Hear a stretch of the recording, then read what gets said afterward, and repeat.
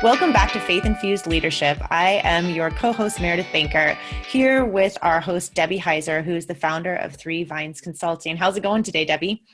It's fantastic. Thank you. I'm coming off of a great weekend a couple weekends ago. My son got married and Oh, congratulations. thank you. Was overwhelmed with just the love and the support and all the people that came from way out of town to help him celebrate. And it feels so Oh, awesome to have a new daughter. So I'm pretty excited about that.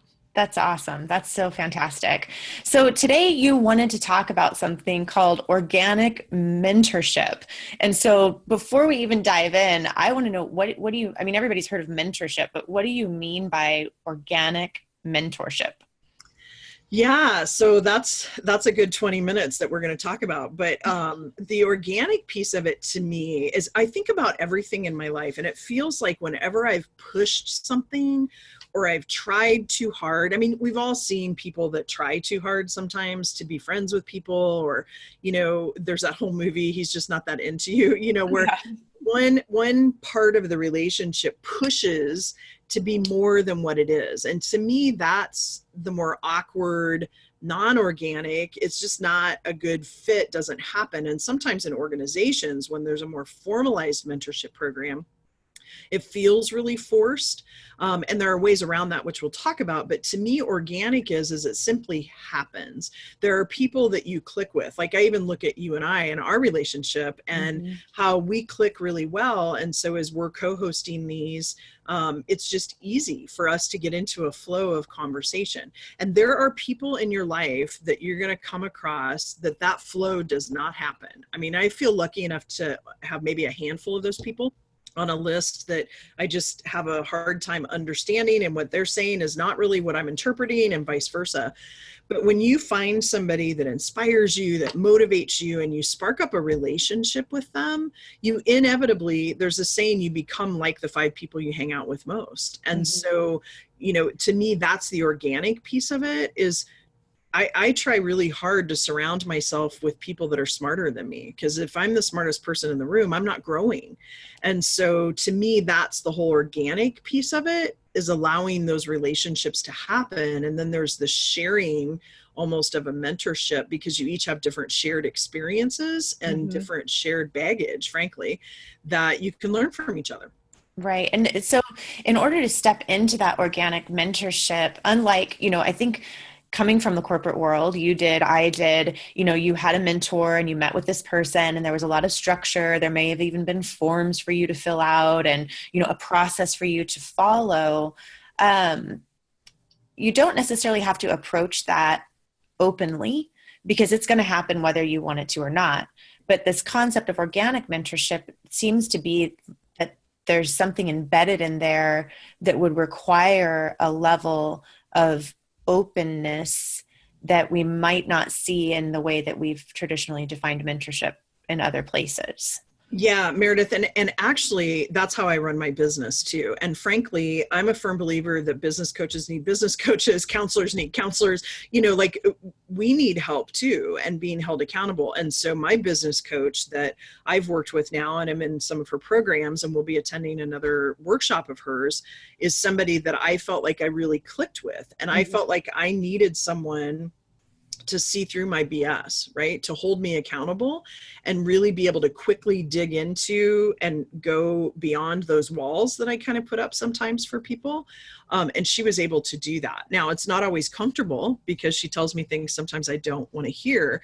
But even though I'm paying someone to do that, that's an organic, and that was a choice that I wanted to have her, Amira, which she may be a guest speaker for us in the future, actually be my coach. But then there are other people that I've met through different organizations that I've just become personal friends with, had chance encounters that we've ended up sharing and learning from each other. And to me, those mentorships are the best, because I even look at today, there's almost this, when I'm working with Dr. Jack Horseman on a project called The Wise Elder, and we are getting ready to see the largest amount of leaders leave the workforce than we've ever seen before in our past, the baby boomers, which, by the way, were hippies back in the day.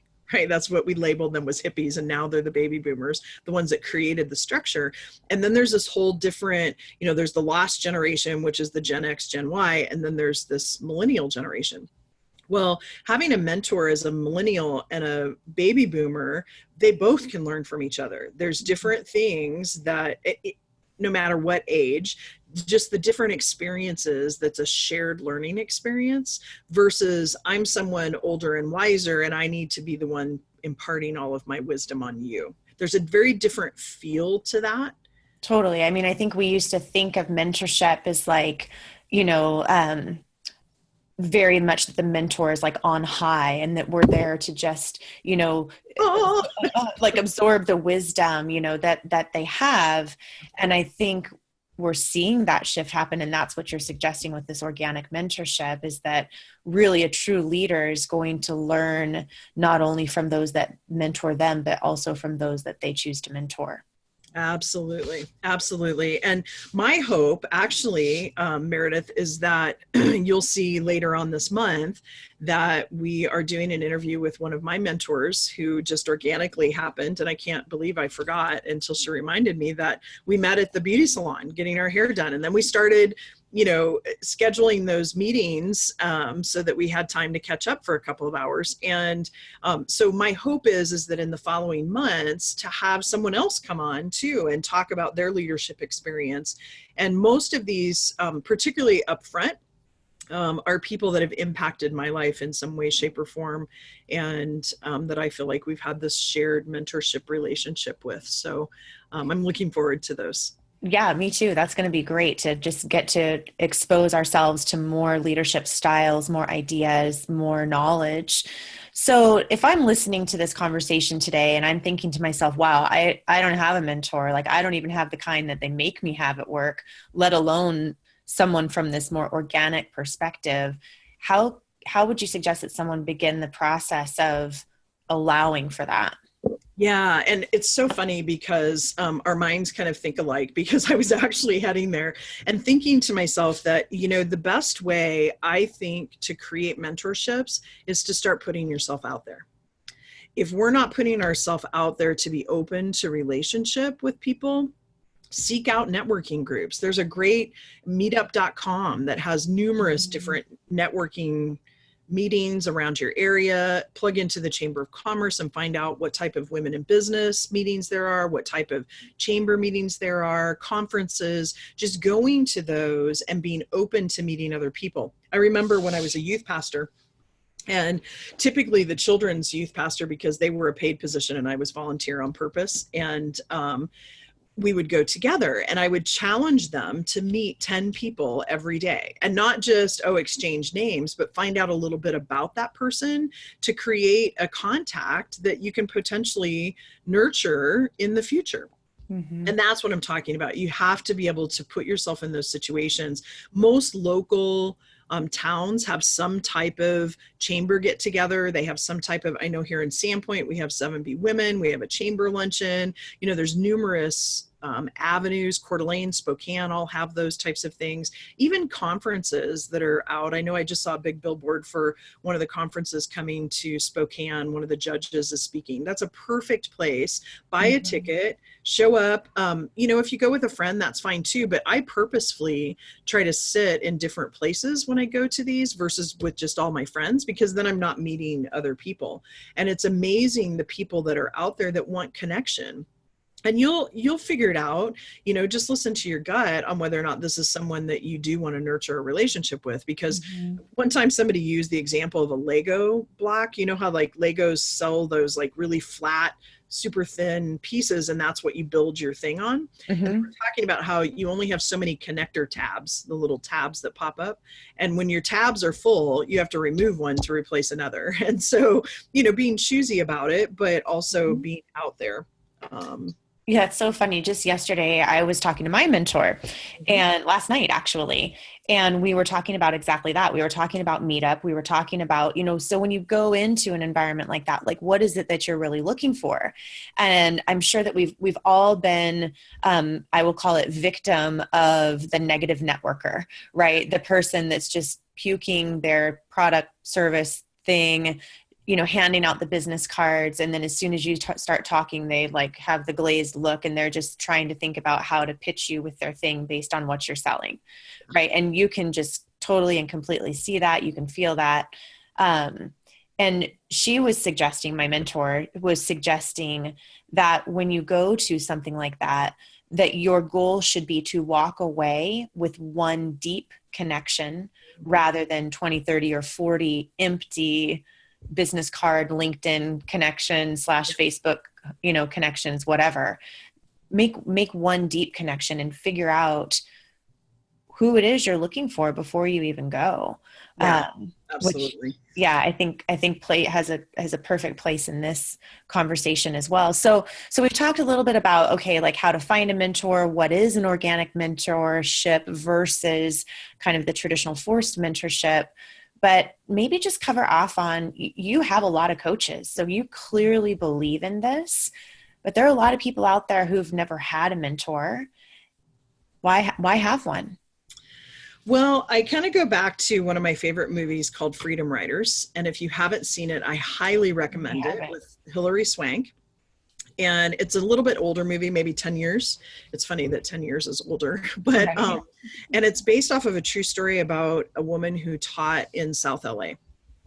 And it's about perspective change. And so I'm not going to go more into the movie, but watch it. And for all those of you listening, please watch it. It's a phenomenal movie. And it talks about changing your perspective. And you don't grow until you broaden your perspective. And I don't mean letting go of your personal values. I don't mean letting go of your belief system. But what I mean is you only see this much. And until someone else gives you a different thought process or perspective, you can't continue to broaden your knowledge base, to broaden and maybe even question some of the things that you believe based on your own experiences and the familiar systems that you grew up in. And so for me, when I am looking at networking and going out to those events, it's really that whole Covey, seek first to understand and then be understood. Like, I'm asking people more questions than I'm speaking. Mm-hmm. And I do that on purpose because I want to get to know them. And I agree with your mentor. So like the 10 that I was talking about earlier, that was a 3.5-day conference. So within that 3.5 days, and some of those conferences you're shoved into, and I say shoved into because sometimes you go kicking and screaming, into smaller, more intimate groups or tables. And then you get to know those people really well, depending on the length of the seminar. When I go to your point about, like, for a luncheon network, just getting to know the person next to me and having more of that deeper conversation. But you have to be able, it's about intention. And we talked about that in a previous show. And if your intention is to get to know other people, they do feel that. If your intention is to sell your product or service, then don't bother, don't bother with it. So I think the UPS person might be here. Sorry, folks. That's okay. Hi, UPS. Thank you. Special delivery. Yep, that's what happens. That's right. That's right. Well, and I think it's one of those things that until you have a mentor, you don't realize the value of mentorship. Absolutely. And so, you maybe think you're seeing those perspectives, or you maybe think that you can check yourself. But the value that another person, another perspective creates, especially when you allow that person in all the way, is, in my experience, has just been massive. Yeah. And you know what, Meredith, I would almost challenge someone if they said, I've never had a mentor before. Mm-hmm. And what I mean by that is, I'm sure talking to people about this, I have heard so many stories about teachers that made an impact in someone's life. And some of them are very negative too, but like those positive impacts that happen to you from a coach, from, whether it be a volleyball coach, whether it be a football coach, a teacher that you had, someone that ran an extracurricular activity, someone that was a Sunday school teacher at church. There's some people in your life that have made an impact somewhere that have shifted your perspective, and you didn't even realize or think to call them a mentor. Mm-hmm.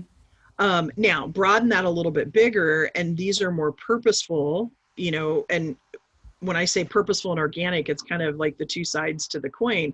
But organic, meaning that you don't want to force it, but you do have a mindfulness about when you're going to these things that you want to meet people that you can connect with. It's about personal connection. And to me, that's part of what faith is, is connecting with other people. I think about the old adage that I'm going to screw this up, but here's the church, here's the steeple or whatever, open the door and here's all the people, right? The point is it's about connection to people. So I would challenge people to think back in their life.